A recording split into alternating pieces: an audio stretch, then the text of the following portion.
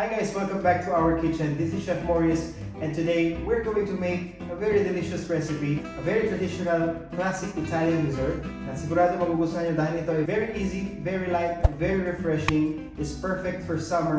Before we start our recipe, I would like to say thanks to Miss Joycelyn Sanchez who requested for this very delicious recipe from Italy. So our recipe for today is called coconut panna cotta.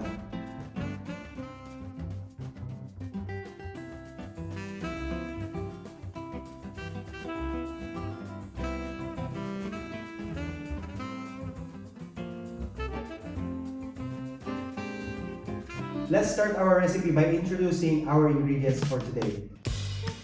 So right here, meron po tayong 80 grams of sugar, 400 grams of coconut milk, or yung gata. Meron po tayo dito 8 grams of gelatin. Kung wala po kayong ganitong klase ng gelatin, pwede kayong gumamit ng powdered gelatin. So here we have 400 grams of heavy cream. So pwede kayong gumamit ng vanilla or vanilla extract na nabibili sa supermarket. So ang our first step, isusok po natin ang ating gelatin sa ating water for 15 minutes para lumambot po muna siya bago natin siya ilagay sa ating mixture.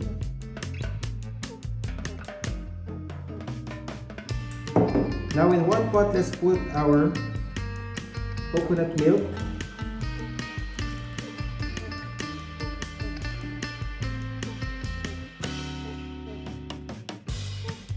Next is our heavy cream.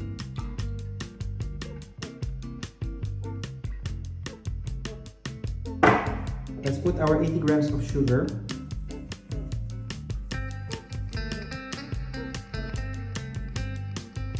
Now let's add our vanilla.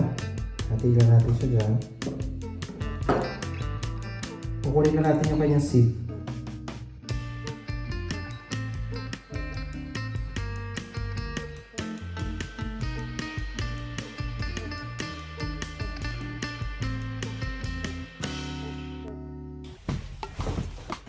So, continuous lang po tayo sa paghalo, habang inaantay natin mag-boil yung ating mixture.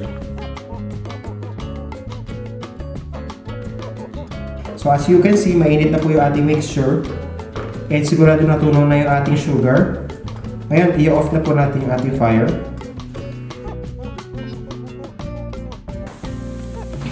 So, yan, ready na ang ating gelatin. Pwede natin siya tanggalin sa water. Pigain lang natin siya. Tanggalin natin yung excess water. And ilalagay na po natin yung ating gelatin. Make sure lang pumahalo natin siyang maigi para wala siyang maging lumps. Kailangan po tunaw na tunaw yung ating gelatin sa loob. So ngayon po gagamit tayo ng sieve para padadaan natin yung ating mixture sa ating sieve para matanggal yung ating kung mayroong mga lumps at yung ating vanilla.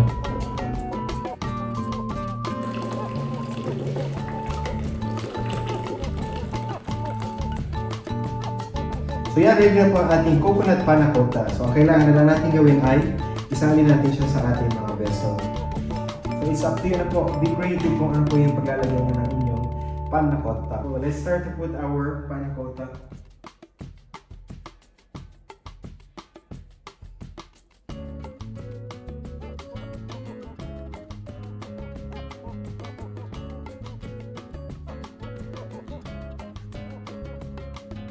So, hintayin na lang natin siya lumamig and then tatakpan natin siya using our cling wrap para hindi siya mag-dry pagka refrigerate natin siya.